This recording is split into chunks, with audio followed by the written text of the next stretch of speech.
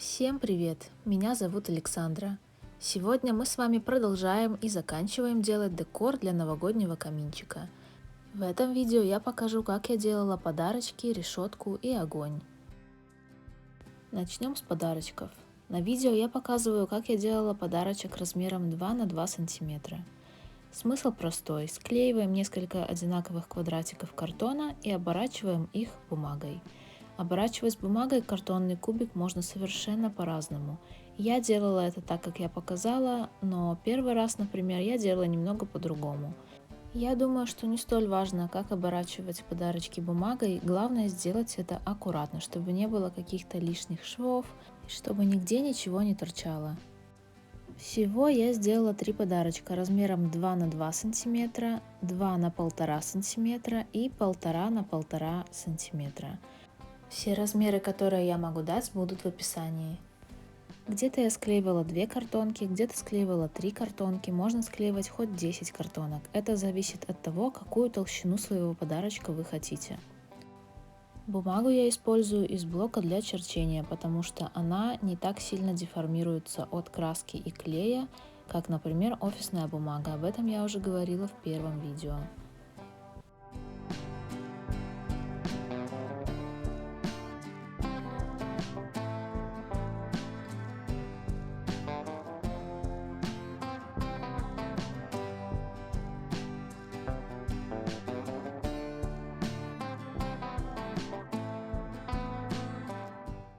При склейке этого подарочка я использовала горячий клей, но все-таки впоследствии я об этом, наверное, пожалела, потому что он все-таки дает абсолютно ненужное мне здесь утолщение. Все-таки лучше было использовать клей ПВА, с ним проще работать в данном случае.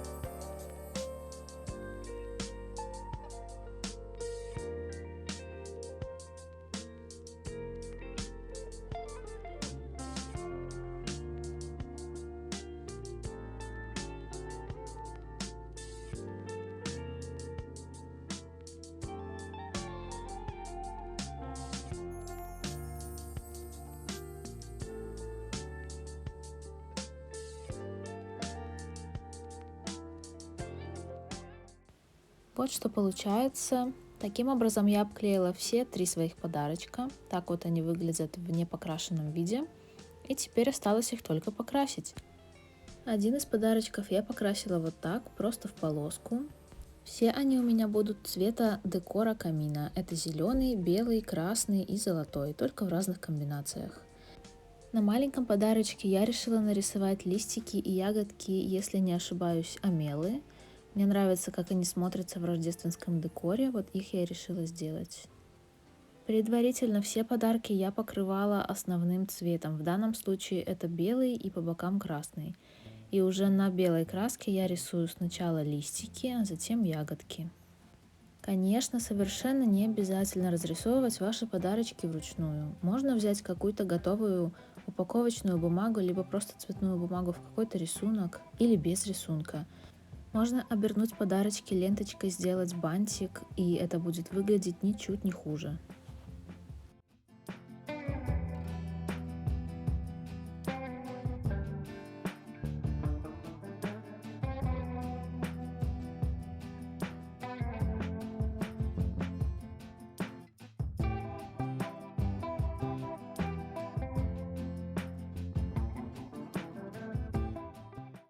Третий, самый большой подарочек 2 на 2 я решила сделать в клетку. И вот так мои подарочки выглядят в готовом варианте. Сторону, на которой они будут стоять, я решила оставить однотонной. Теперь приступаем к огню. Для начала я взяла кусочки деревянной шпажки. И поскольку мой огонь горит, я посчитала логичным сделать так, чтобы бревнышки были немного опаленные. Это я делаю свечкой. Можно сделать это спичкой, главное не обжечься. Таким образом я сделала 8 опаленных бревнышек, количество может быть абсолютно любое, точно так же, как и размер. Теперь нужно собрать костер. Я раскладываю бревнышки так, как мне нравится больше, и склеиваю их между собой клеем ПВА. Мой клей столярный, он хорошо клеит дерево, поэтому я использую его. Все собираю и оставляю хорошо просохнуть.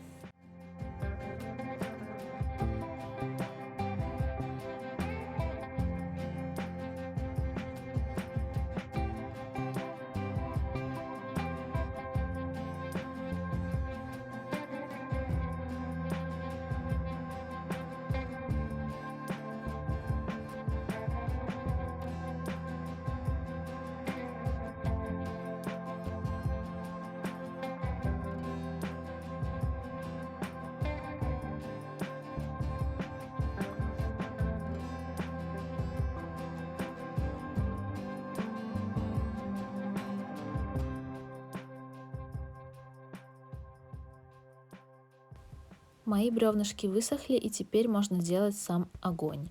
Огонь я буду делать по такому же принципу, как я делала огонечки на свечках в прошлом видео. Буду капать капельку горячего клея и вытягивать ее.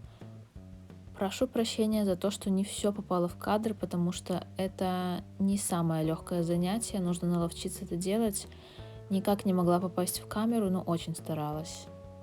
Здесь капелька клея будет вытягиваться сама, потому что клея здесь капается гораздо больше, чем на свечке. Если перевернуть костер вниз головой, то она скапывает сама, и вот этот хвостик, он сам остается.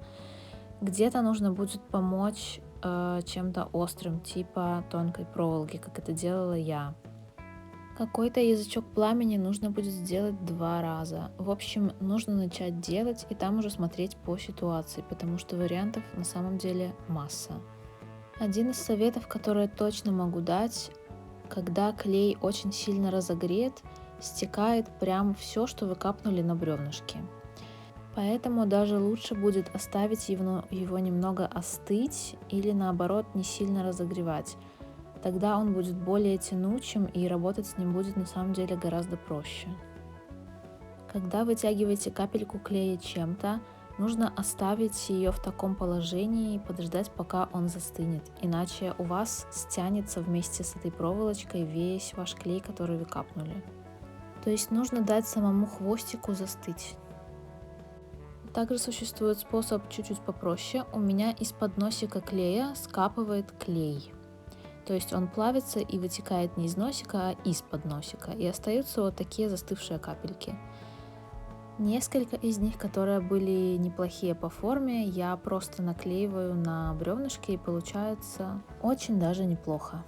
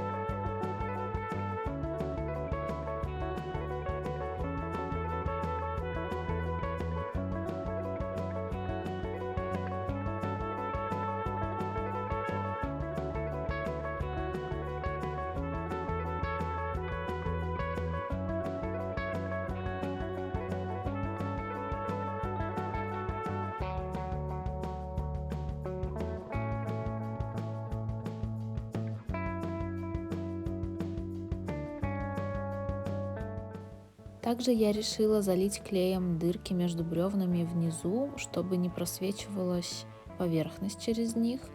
А так у меня будет как будто бы огонь горит прям везде и там внутри тоже.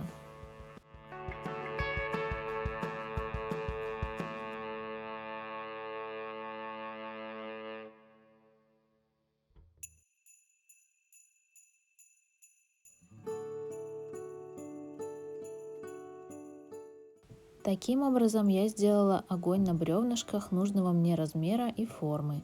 Теперь осталось его только покрасить. Это я буду делать акриловой краской красного и желтого цвета. Я не смешивала их в чистый оранжевый цвет, чтобы были разводы, чтобы огонь казался более живым. Первый слой я сделала такой более однотонный, он получился практически полностью оранжевый все-таки. И второй слой я уже покрывала снизу чуть краснее, сверху чуть больше желтого. В общем, красила так, как мне казалось это более логичным.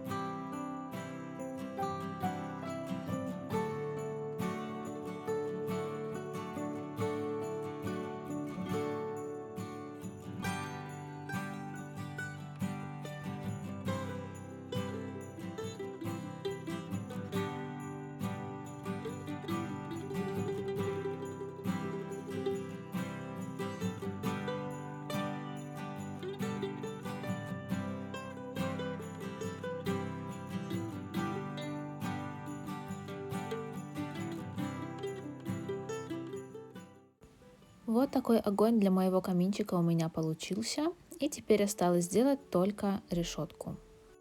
Для начала беру полоску картона необходимой длины. В моем случае это 6 сантиметров. Ширина картонки где-то 7-8 миллиметров, я даже не мерила. При выборе длины я учитывала, что вертикальные палочки решеточки я буду вклеивать через одну дырочку в самом гофрированном слое картона внутри. Как сложно, оказывается, это объяснить словами, надеюсь, вы поняли. Поэтому смотрите, чтобы от крайних вертикальных палочек до края картона оставалось примерно равное расстояние. Теперь я нарезаю те самые вертикальные палочки. Мне нужно 5 штук по 2 сантиметра. Толщина моей проволоки 0,6 миллиметра.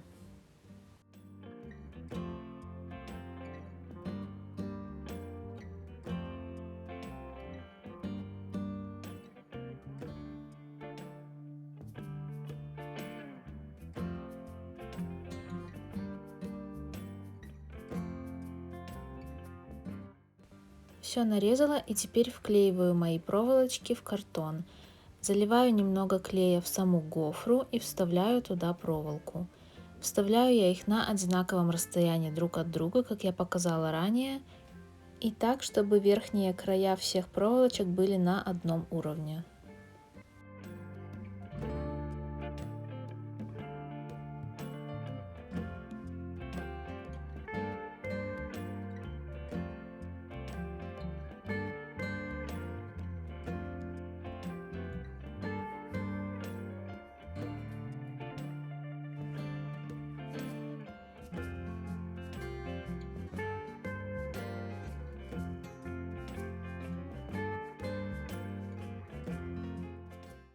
Теперь, наверное, самое сложное и непонятное. Мне нужно сделать кованые детальки, которые будут составлять рисунок моей решеточки.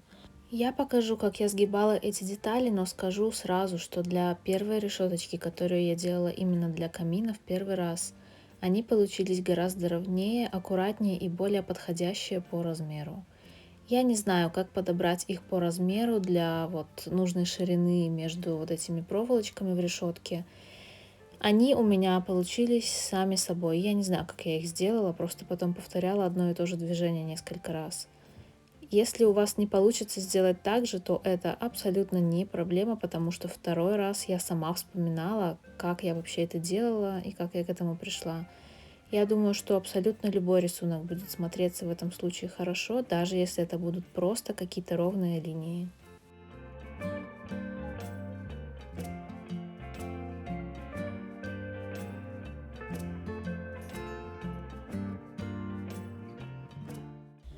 Получается вот такая закорючка, я ее пытаюсь выровнять и откусываю от целой проволоки. Таких деталек мне нужно было сделать 8. Я их буду вклеивать по 2 в каждый проем.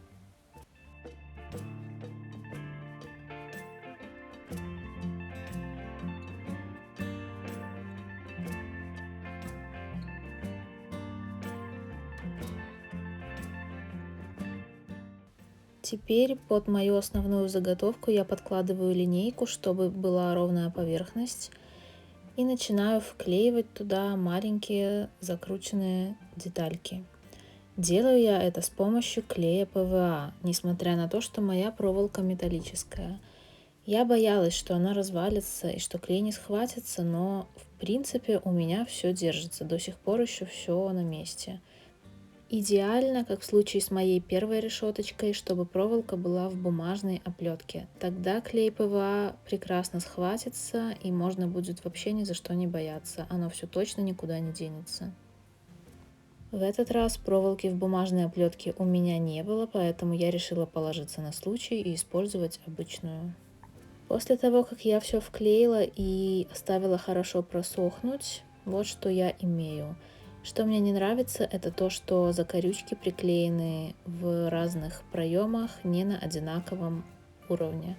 То есть между ними разное расстояние. Ну, такого желательно, конечно, избегать, но в принципе на общий вид, мне кажется, это не сильно влияет.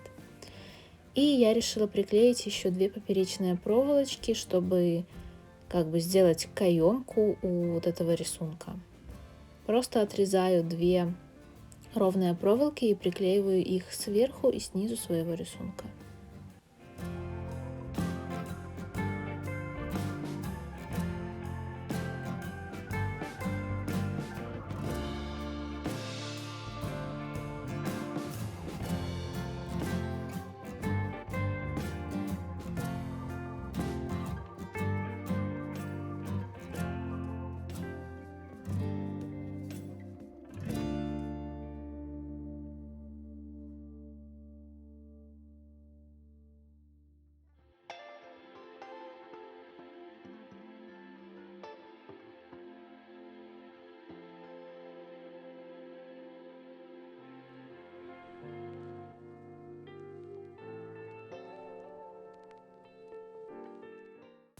После того, как все высохло, я приклеиваю наконечники у вертикальных проволочек. Я вырезала маленькие треугольнички из бумаги, из той же бумаги для черчения, и просто наклеиваю их на тот же клей ПВА на верхний край вертикальных проволочек.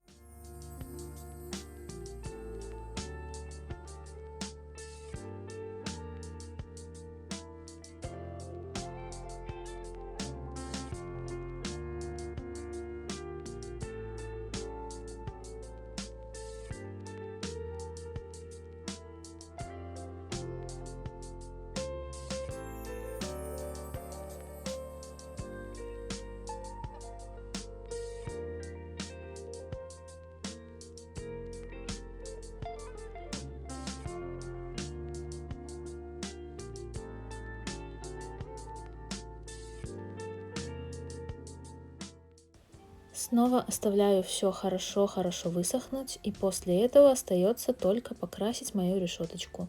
Это я делаю черной матовой акриловой краской, просто прокрашиваю все проволочки, все стороны, все детали, все полностью в черную краску.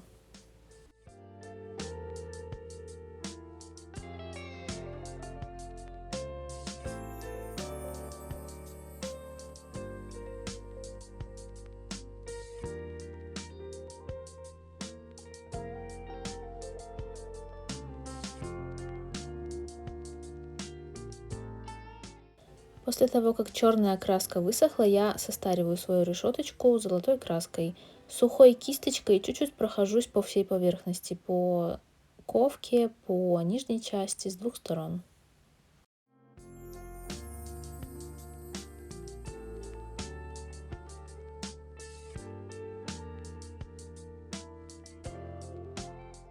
Вот что у меня получается в итоге.